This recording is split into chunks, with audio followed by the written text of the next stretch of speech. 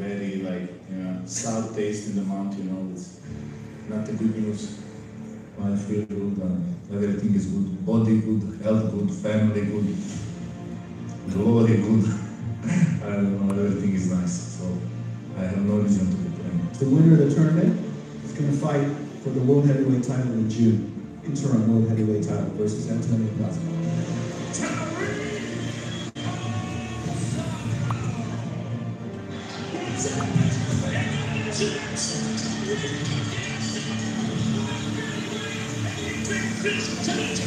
I think I surprised a lot of people by knocking out Vilnius. I think nobody expected that. This is really the first time that we saw like the old school, like the old generation, let's say, that way is done.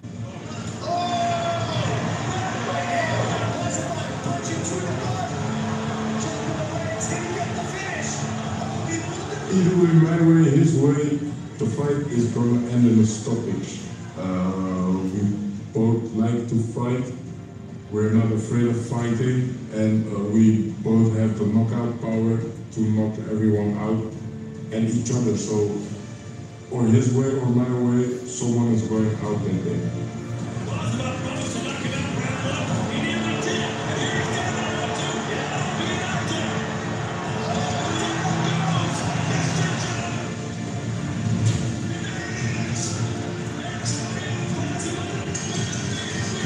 Enemies from now on to the fight is down.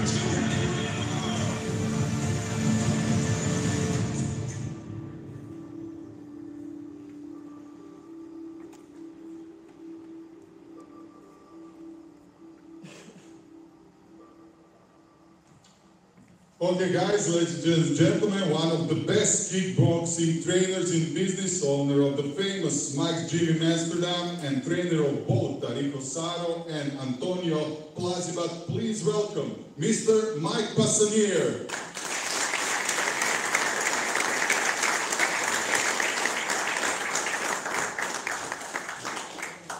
Hello Mike, welcome. I have a first question for you that's pretty logical, right? You have both fighters fighting for the belt. How do you handle this kind of situation? How do you prepare both of them so they can be at their best? Well, we make a schedule in the gym, like Monday, Wednesday, Friday in the morning, Tariq is there, then Plazibat's in the afternoon.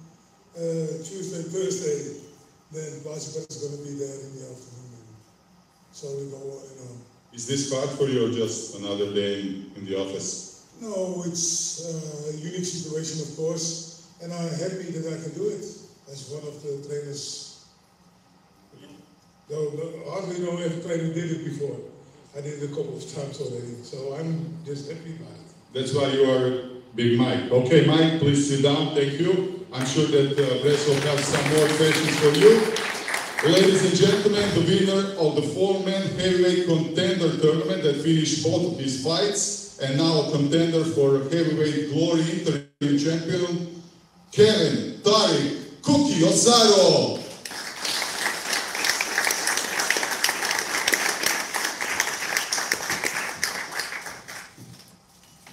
Welcome, Cookie. Welcome, and thank you for coming to Croatia to come to Zagreb. How do you feel that this chance for you came so quickly, because you are in glory for 2 or 3 years, and now you have this large, huge opportunity, and it's against your teammate Antonio? Yeah, it's a great opportunity. I think I've shown the people why I deserve this chance. But it sucks that it's against my teammate. But yeah, at the end of the day, this is fighting business, and we have to entertain the fans. How do you keep secrets now from Antonio and his part of the team, let's say it like that? Yeah, we don't keep secrets. We just don't see each other. You know, everybody talks. If they see something in my training, they will probably tell him and other way around. So there are no secrets, but we don't see each other in the gym. That's it. Okay, thank you for this first question. And now, ladies and gentlemen, now already a long-time contender for Glory Heavyweight title, Glory 2022 Fighter of the Year and Real Deal Knockout Artist, Plazibat.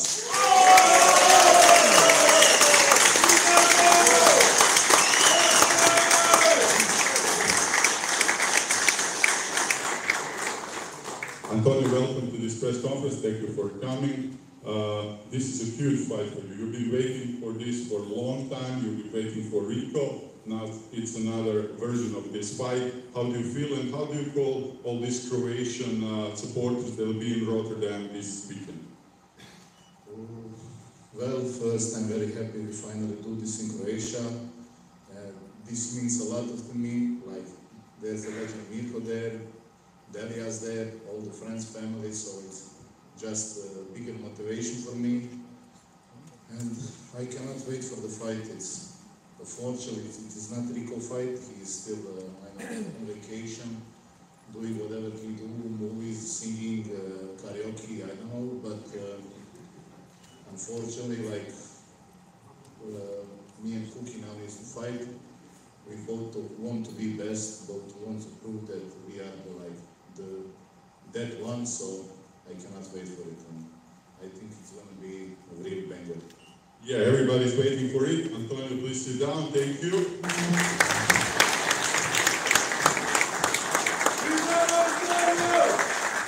Okay, everybody, let's start with the question. Who has the first one? Hello, Mike.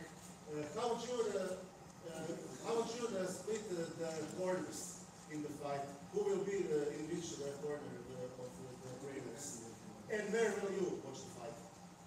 Okay, well, in Antonio's corner is going to be Walter, you know, from every fight of Antonio so far. And he's going to be assisted by Oscar. He's also for ages helping me in the corner. Also, Eddie, the power trainer of Antonio, is going to be there. So that's one corner. On the other side, we got Yuri Mes, that's my logo.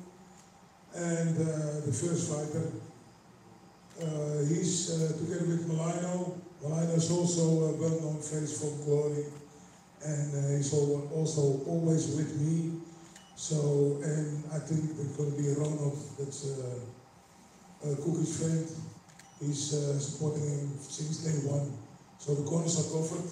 And I'm going to sit next to Joe and Todd, and I'll be the reporter. Thank you, Mike. Let's go on with the questions. Mr. Gajdic. Question for Big Mike.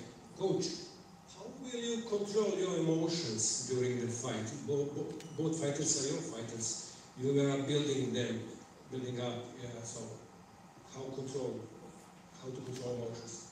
Yeah, it's part of the job. Like I said before, once you start training with a fighter, you never know where it ends. And now I have to say we, because we train in a team, we produced some top fighters, some serious knockout artists, and they have to end up fighting each other. So we are going to make a statement and probably bring you the best heavyweight fight there ever was and ever will be in Glory, with a lot of emotions, a lot of drama, and probably a knockout. But who's going to win, nobody knows.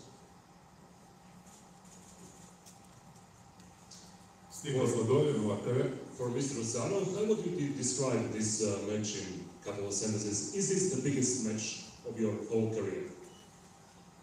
Yes, this is the biggest match of my career so far. And I'm going to put in a big show that day. It's the only thing I can do. Like I just said, it sucks, it's my teammate, but in the end, business is business, and once the bell goes off, we're going to entertain you guys. Let's go further with the questions. Mr. Đeva Potorak, legendary German champion. Pitanje za šampiona i prvaka Glorija Antonija Plazibata. Do sada su mečevi išli svom snagom. Siguran sam da će ovaj put biti jako dobro. Ja ti želim sreću, moja prognoza uvijek dobro dođe. Znamo da je do sad bilo sve na tvoju stranu i hoću da pitam da li će ovaj put biti kraj prve ili početak druge runde nokauta. Question from Mr. Potorak. He wants to express his support to Antonio Plazibat, and he's actually asking if you're going to knock out your opponent at the end of first round or the beginning of the second. Well, both of us are coming from the gym that I think have the biggest KO percentage from all the gym in the world, like looking just at professional sport. I don't think there was ever other gym that produced so much KO artists than this. And I really don't want to get tired and fighting around 4 and 5 and get sweaty and do it long and then get tired for the after party and get beaten up a little bit more because day after also Croatia is playing, I want to be there, have fun, so I plan to end the fight as quick as possible. So if you ask me, I fight like I fight every fight. It's going for the KO in round number 1, and I think since I know him, he will do the same, and let's try to take each other head off and smile and enjoy with it. Simple as that. Thank you, Antonio. Steven. So, Mr. Asaro, considering Antonio's answer, what is your answer to the similar question? I also don't want to fight that long, do it in 4 or 5 rounds, getting sore, getting tired. Like he said, there's an after party. I want to be in that one as well. So yeah, we could do it in 1 round. I know he likes to fight, he knows I like to fight. We both want to entertain everybody. And I think the person who catches the hardest punch first is the one going down. It could be me, it could be him. Who knows? Okay, thank you. Mr. Patušić. First, for Antonio, this is your second fight in a row where you are a big favorite. But it's a fight with your friend, with your teammate. How to keep motivation, hunger, bloodthirst when in this type of fight? Now this is a recipe for every fighter in the world. You don't need to speak, you don't need to talk shit like me, you don't need to call out Rico, you don't need to do anything. To be famous and good fighter, you just need to do 10 knockouts in a row against very good fighters. And right now, that's my motivation. This is nice belt. Doesn't matter if it's gold or silver, I don't really care about it. Here is mother, she will take it and put it somewhere in the home. It's not that I fight either for belt or the money. I want to fight the best, prove I'm the best. I want to have, right now my motivation to fight is to have a highlight reel. When I finish the career, like Mirko, I want to have 10 minutes YouTube highlight of just me knocking people out and people watching it get like, oh yeah. You know, you get excited, but at the same time you think like, yeah, you know, and that's my motivation. Like, I'm not motivated because of the cookie or the fighter or the belt or the money or I don't care what. I'm just motivated to, yeah, let's just have fun. That's it. This is fun for me. And the second one for Mr. Asaro, which is the strongest kick or punch that you received from Antonio in training? His strongest kick or punch? Yes, that you received. Have you watched his fights? Yes, of course. Then maybe you know what his strongest kick or punch is. Okay, then you have answer to your question. This was short. Okay, any more questions from Mario? Okay, let's move on. I have one for Mr. Mike. Mr. Mike, you already told me that you were in this kind of situation for, this is not the first time for you. Can you recall these other situations and how did you feel afterwards, after everything happened and you got the winner, and how did you feel? Well, the first one was Myrtle versus Artukashenko, K1 finals, 2012 I think. After that I feel sad for Artur, of course, because he lost, and I was happy for Myrtle. You know, you got mixed feelings, but the feelings are coming afterwards. While the fight, as a coach, you don't have to have feelings. You just have to be there, and you have to be double sharp. If something happens, you know, you're sitting in the audience, and you want to go, you want to help, but it's not your thing. The second time was Myrtle versus Congolo on the Raman Dekker Cup in Glory. I think we did this fight 2 times, or 1 time. The third one was Masano versus Christian Baya in Paris, also from the Raman Dekker Cup. It stays the same, but I'm almost an expert in these fights now. Okay, Mike, thank you. Tell me one more thing. Did you guys talk about this possible situation when Ozar was entering the tournament or not? No, we just go because it doesn't matter if he didn't win the tournament. So if you start doing things, what if, that's all yes, that's just looking ahead for nothing.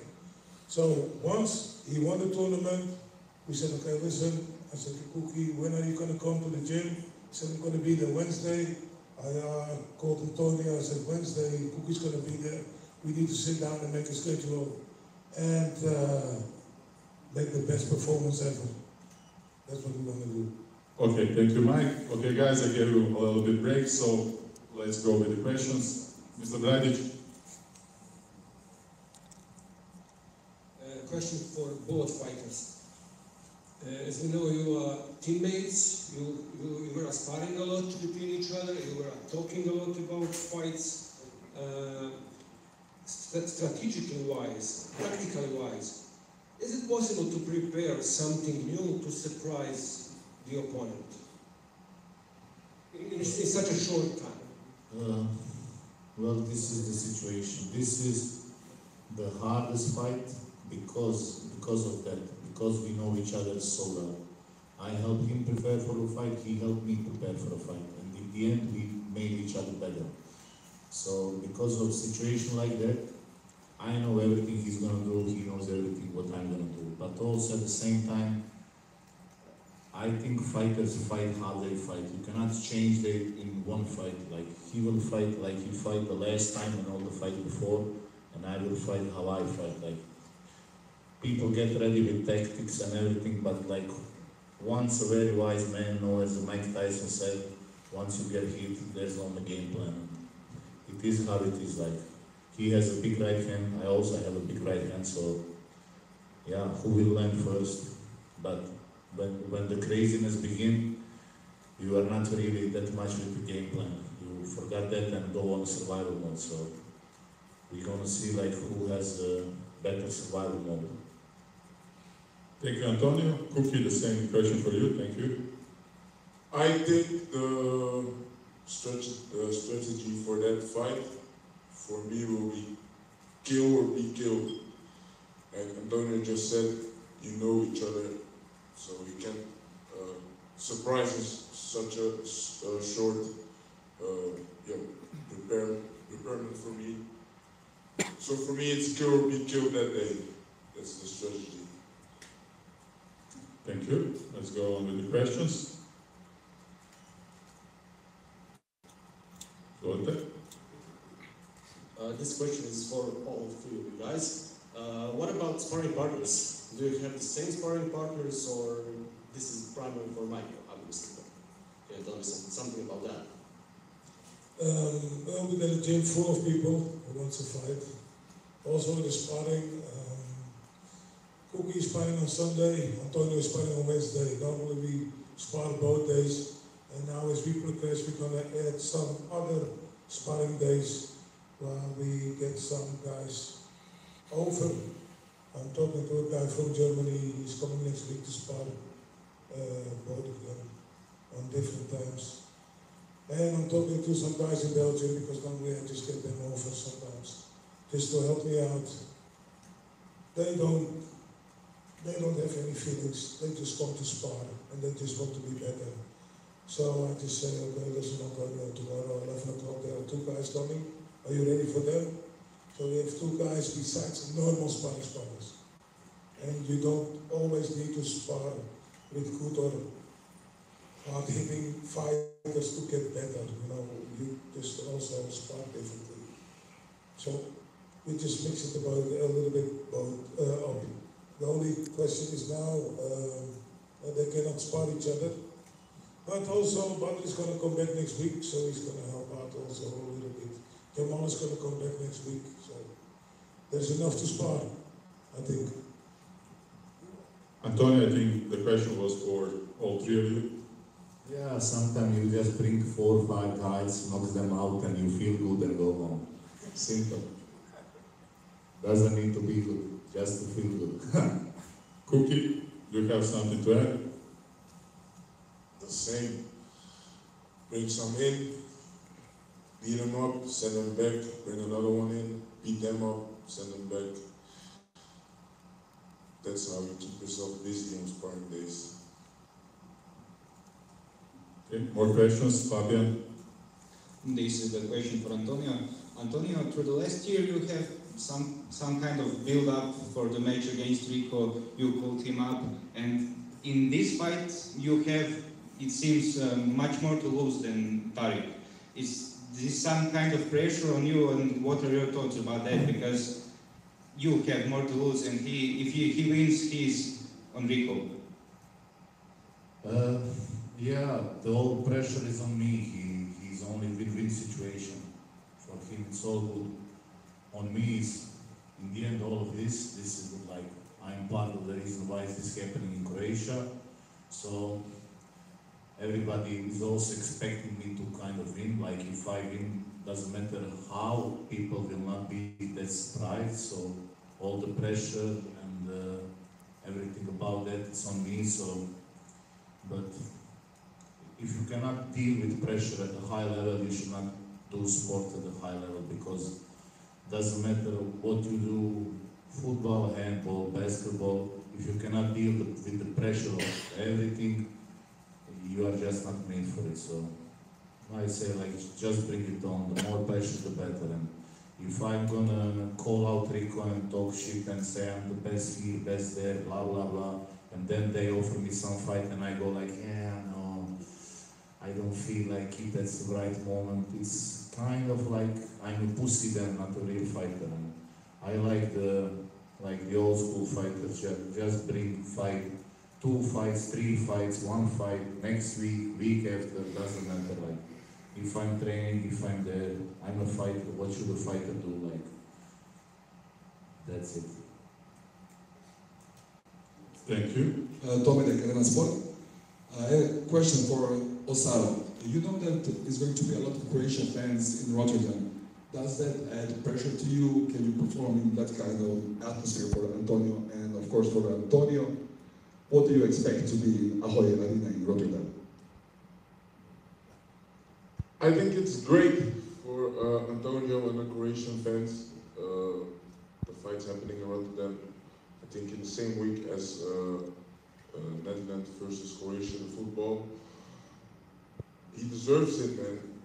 He worked hard for this. He's been the #1 contender for over a year now.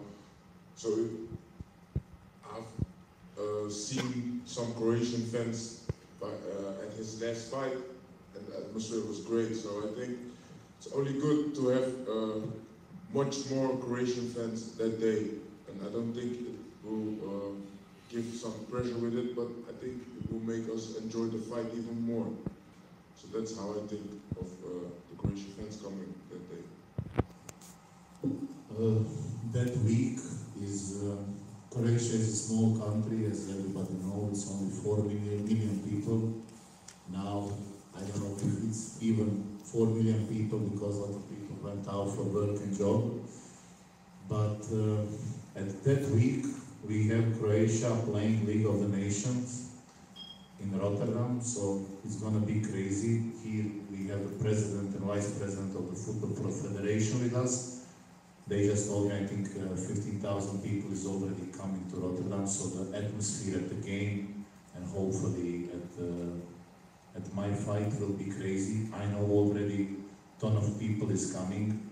My dream is to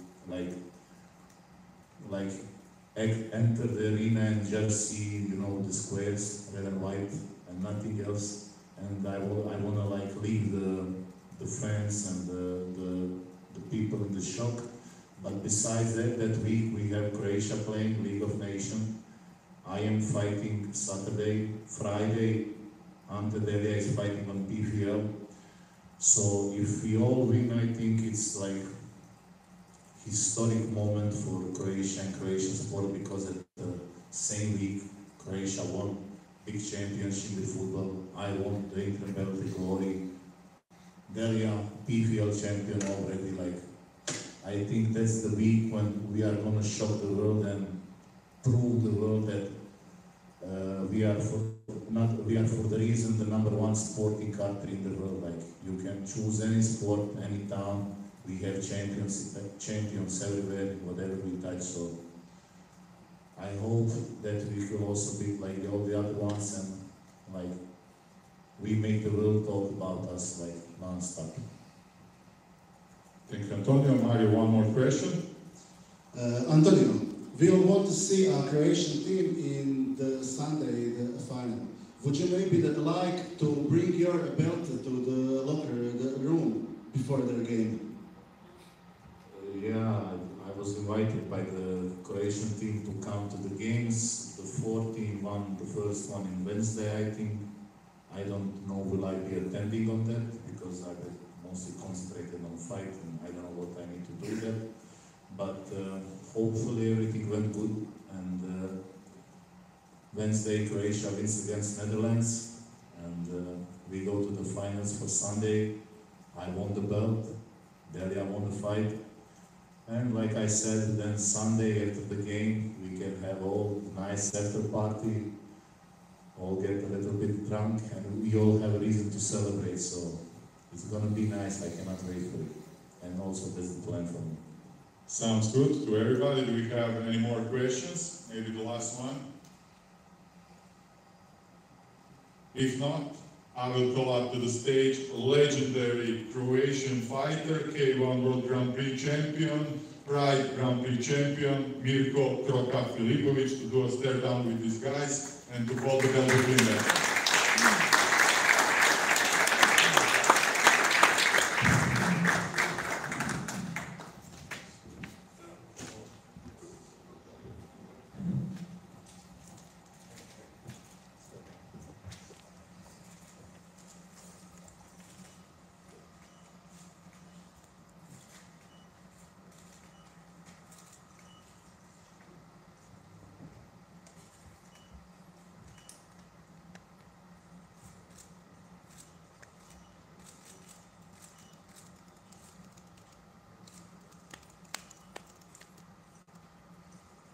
Thank you. One more quick question for both of you. A quick prediction of the fight.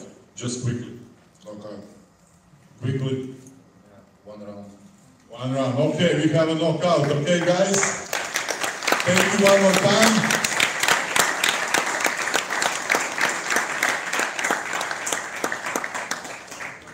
Picture with legendary Kroka. I would like to remind you one more time that this Collision 5 event has 4 title bouts.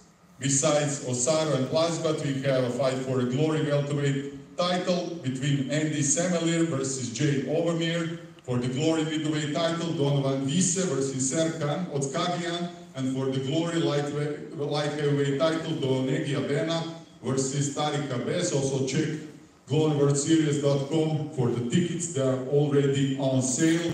And one more time, thank you to our sponsors, Fritex and Unibet. Thank you, everybody.